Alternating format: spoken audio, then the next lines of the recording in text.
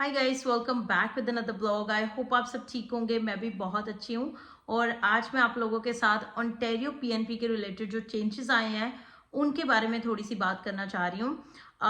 Ontario PNP के वैसे तो आपको पता है कि टारगेटेड ड्रॉ या हेल्थ ऑक्यूपेशन में ड्रॉ ही ज़्यादातर आते हैं, तो जिसके चलते बहुत सारे लोग जो हैं ओंटारियो की पीएनपी में शायद एलिजिबल भी होते हैं, बट बिकॉज उनके ड्रॉ नहीं आ रहे होते हैं तो वो पिसते हैं उस चीज़ में, राइट।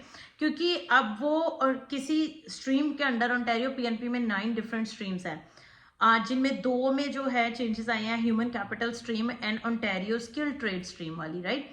तो बहुत सारे स्टूडेंट को बहुत सारी कंफ्यूजन थी। होपफुली मैं आपके मोस्टली जो क्वेश्चंस हैं उनके आंसर इस वीडियो के थ्रू आपको कर पाऊंगी। उसके अलावा भी अगर आपका कोई क्वेश्चन रह गया तो definitely comment below, I will be more than happy to answer any questions. और मुझे ज़्यादा मैं प्रेफर करती हूँ कि आप मुझे इंस्टाग्राम पे मैसेज करके ही पूछ लिया करो, तो वो भी आप लोगों के लिए सही रहेगा एंड मैं उसमें थोड़ा जल्दी अपना जो है आंसर दे पाती हूँ।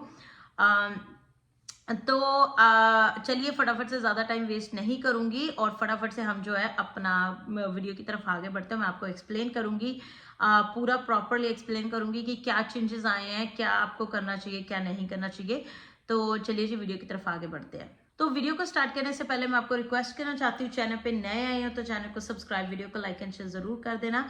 अगर मेरे साथ अपॉइंटमेंट बुक करना चाहते हो, किसी चीज को लेके कोई डिस्कशन करना चाहते हो, तो डेफिनेटली आप मेरे साथ अपॉइंटमेंट बुक कर सकते हो, जिसका लिंक आपको मेरे इंस्टाग्राम की बायो में मिल जाएगा, जिसका लिंक आपको मेरे डिस्क्रिप्शन बॉक्स में भी मिल जाएगा। अब ओंटारियो पीएनपी में जो ज्यादातर चेंजेस आए हैं वो स्किल ट्रेड में ही आए हैं, जैसे मैंने आपको पहले बताया। तो चेंजेस क्या आए हैं? चेंजेस ये हैं कि जैसे आपको पता है कि सबसे पहले तो आप एक्सप्रेस एंट्री में एलिजिबल होने चाहिए, राइट। जो हमारी फेडरल एक्सप्रेस एंट्री होती है, एक्सप्रेस एंट्री में आप एलिजिबल होने चाहिए। एक्सप्रेस एंट्री में एलिजिबल होने के लिए आपको पता है कि आपको 0, 1, 2, 3 की ही मतलब जॉब चाहिए, कंप्लीट 1 साल का एक्सपीरियंस चाहिए। अब पीएनपी कहाँ पे आती है कि जिनको पता है कि उनके पॉइंट्स जो है एक्सप्रेस एंट्री में कम बन रहे हैं, जब उनको पता है कि उनका एक्सप्रेस एंट्री में नहीं आएगा तो उनको पीएनपी लेनी पड़ेगी, राइट। तो आपको पीएनपी लेने के लिए ऑब्वियसली उसकी अलग रिक्वायरमेंट्स होती है। इसकी पहली रिक्वायरमेंट ये है कि आप एक्सप्रेस एंट्री में एलिजिबल होने चाहिए। नंबर 2, ओंटारियो की जो स्किल ट्रेड के कोड्स हैं 73, 84, 86, ये जो सारे कोड्स हैं, राइट, इसमें बहुत सारे ऐसे कोड्स हैं जिनके बेस पे ड्रॉ ही नहीं आते हैं।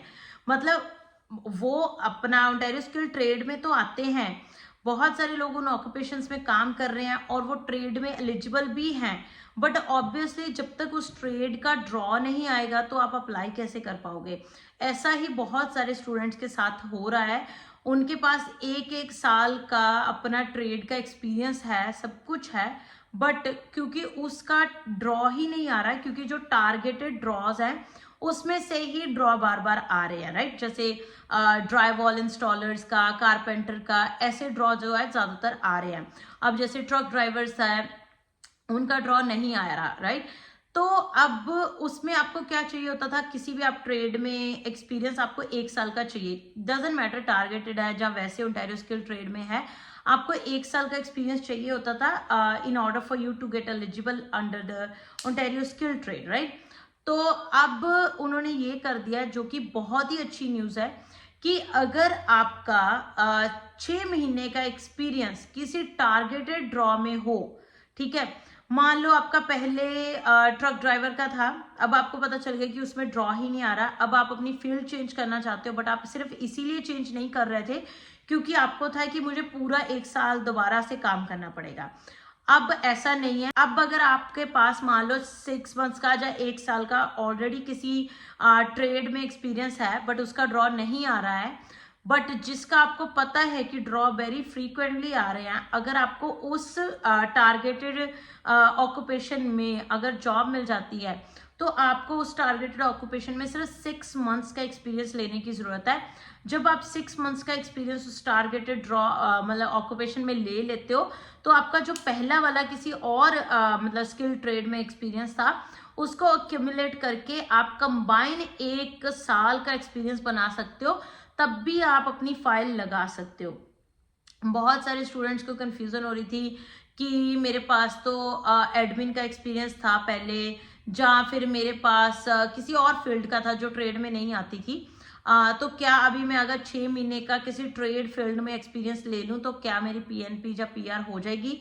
ऐसा नहीं है। रूल सिर्फ ये चेंज हुए हैं कि अगर आपका जो अगर आप ट्रेड में आते हो, अगर आपका टारगेटेड ड्रॉ में नाम नहीं आ रहा है, तो आप अगर टारगेटेड ड्रॉ में मतलब टारगेटेड ऑक्यूपेशन में जाना चाहो तो आप जा सकते हो। फिर उसके लिए आपको 6 मंथ्स का उस टारगेटेड ड्रॉ में एक्सपीरियंस लेना पड़ेगा। देन आपका जो भी पहले का एक्सपीरियंस होगा उसको कैमुलेट करके आप 1 साल का एक्सपीरियंस बना के एलिजिबल हो सकते हो। तो ये थे नए अपडेट जो कि अच्छे हैं, क्योंकि बहुत सारे स्टूडेंट पिस रहे थे इस चीज में, क्योंकि वो स्किल ट्रेड में एलिजिबल तो हो रहे थे बट बिकॉज उनका ड्रॉ ही नहीं आ रहा था तो उनकी फाइल ही नहीं उठ रही थी। जब आपको इनविटेशन आता है, इनविटेशन टू अप्लाई, तब भी आप पीएनपी अप्लाई कर सकते हो, नहीं तो आप नहीं कर सकते हो जब तक आपको वेट करनी पड़ती है। तो this is very good news, ये मैं आप लोगों के साथ शेयर करना चाहती थी। That's all for today. Thank you so much guys for watching this video. I hope आज की वीडियो अच्छी लगी होगी। अच्छी लगी है तो वीडियो को लाइक एंड शेयर जरूर कर देना। चैनल पे नए आए हो तो सब्सक्राइब के बिना मत जाइएगा। बाय बाय, टेक केयर, मिलते हैं अगले ब्लॉग में अगली वीडियो के साथ। Bye bye.